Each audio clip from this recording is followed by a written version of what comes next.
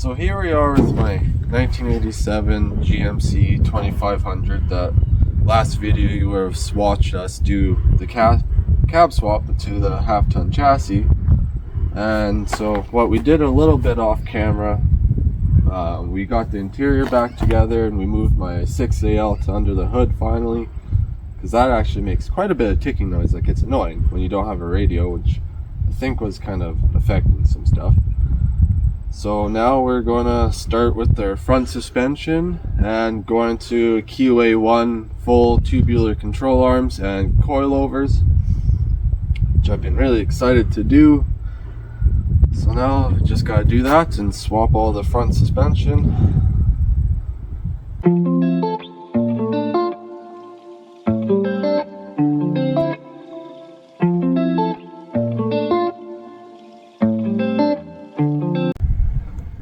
Okay, so we got the front suspension all off now. There's just two U-bolts here and there.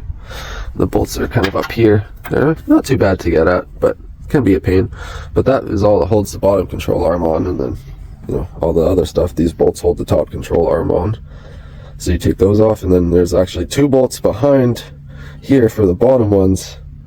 And I actually wish I should have did that when I had the motor out and all the motor plate and stuff like that, but took a while. That's, you guys didn't get to see because it was just taking a long time. And so there's the two rivets here and then two rivets back here, and you're going to have to take off your steering shaft if you do this on your square body and you have everything back together. But I was waiting for my bump steer, so I didn't want to do the suspension yet. So you take that off and those four rivets. Then you have your QA1 bracket here, and now that since there's a bolt head instead of just nothing, you kind of have to grind a little bit at the bottom of this hole for the bolt head to go through, because it just kind of holds up a little bit, and then you have to cut this hole out so you can get your coilover through, because the top of your coilover bolts are right up in here. So now time to do those holes and mount that bracket and put the coilover together, and do that to the other side too yet. So here we go.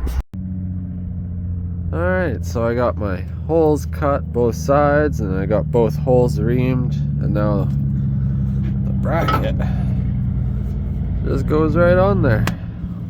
Time to bolt her up and then get the rest together, just to get her done now.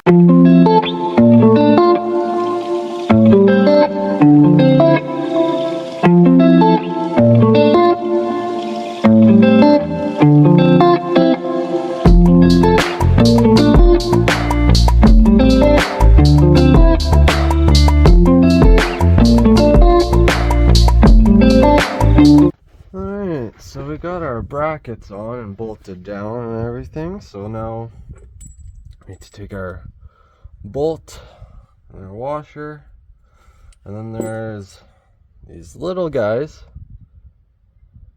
that gotta go between this bracket and between the coilover and the spherical bearing so that it can still freely move.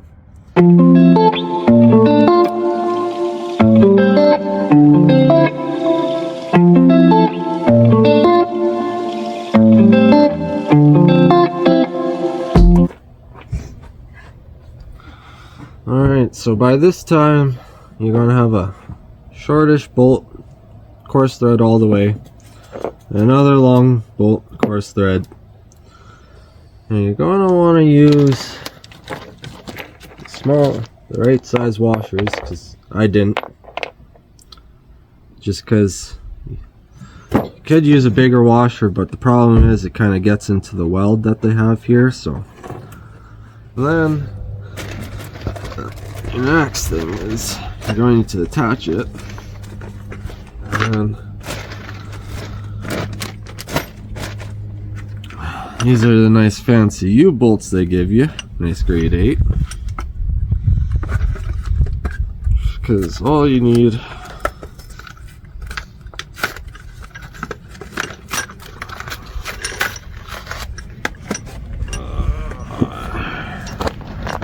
is that, that over.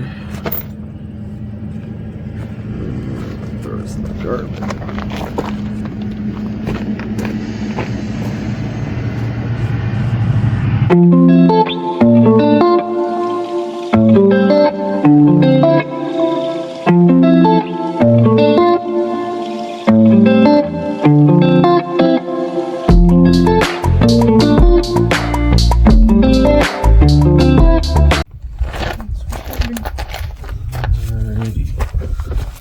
So now got all that torqued up. Now time to put our rotor on, so time to grease these bearings. I like to use the needle myself.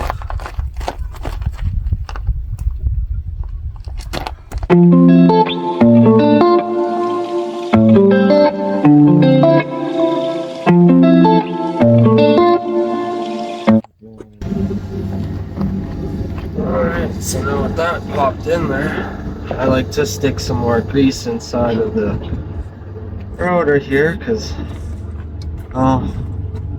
more grease is never bad, especially when it comes to bearings.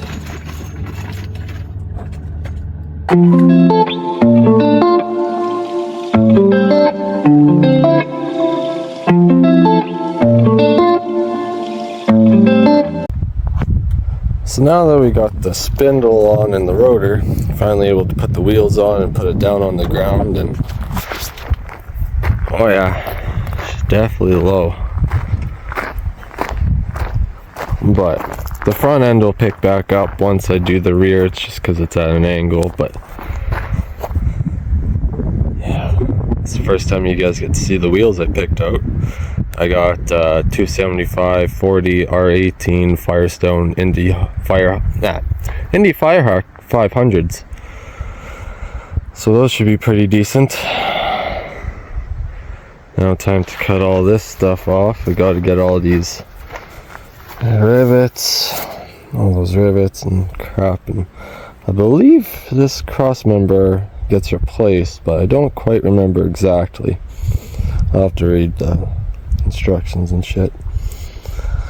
So take the shocks off, grind all the rivets off, cut whatever the hell these are. I think they're just the stoppers, but quite a bit of leaves on this thing for just a half ton, so I think it was maybe a heavy half or something. Not quite certain, but definitely a lot more grinding and air hammering and stuff to go. Hopefully soon she'll be back together, and then those are getting a rear disc brake kit, so won't have to worry too much. Drums suck, disc brakes are way better. I still have to see what gear ratio I have. I'm hoping the 308s, it'll help better for drifting, especially since I'm going from 373 gears to with 30-inch tall tires to hoping a 308 with 28-inch tall tires. So I would like some highway RPM lower, because it's just a turbo 400 for now. I eventually want to do a built 454 with a T56, so that'll be eventual after a few other projects after this one's done. Well, done.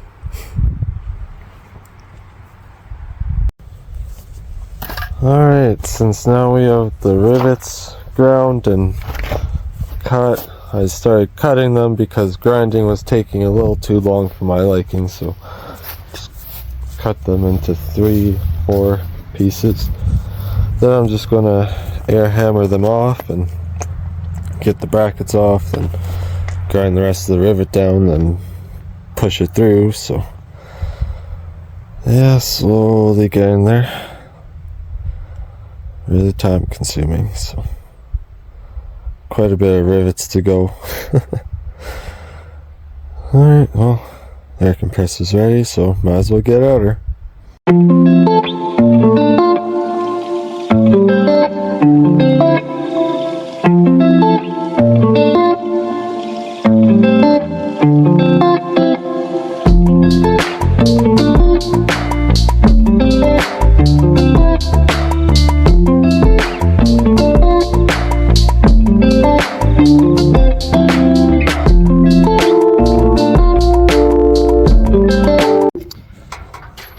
So we got all the brackets and all the rivets off, and now we have the new brackets on, kind of temporary. So we gotta thread more holes.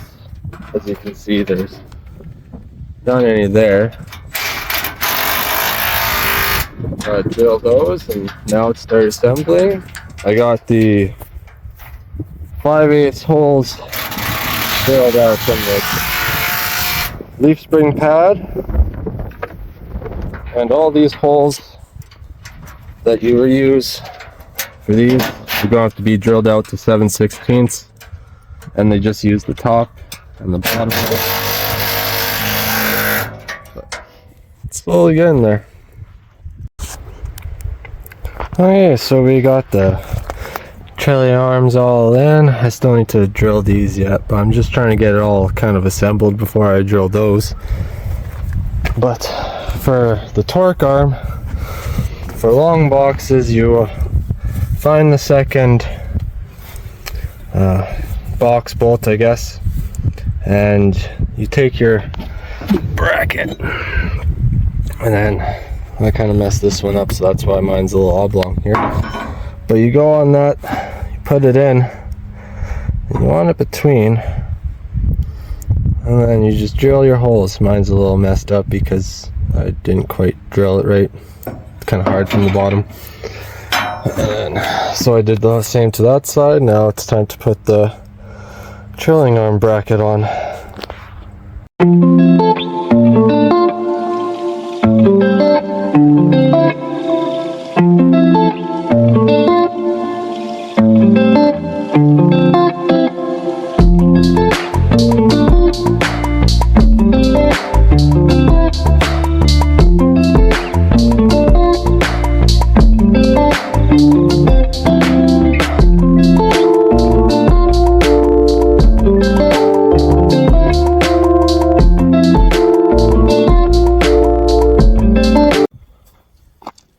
Oh, we got the rear end in. I know it's hard to see in the dark, so I figured I'd show you now. But yeah, there's pretty nice setup here.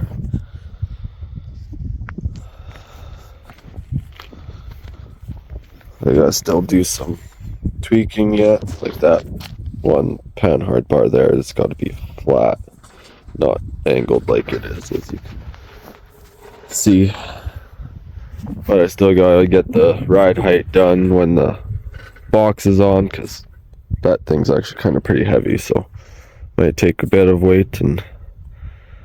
But I got new headers on the way because, well, as you can see, it's not much clearance, and it doesn't help that the top of the pipe is underneath the frame, so I got some shorties coming. So now that I got my front spindles on, time to put the steering and new spindles on, so the front end can be all done up and ready to go. And then the box goes on. Well, let's get to her. So there we go. We got the box on now. And we got the suspension kinda where we want it to.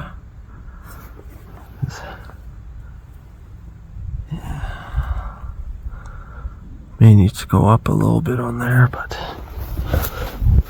it's definitely coming along a lot nicely.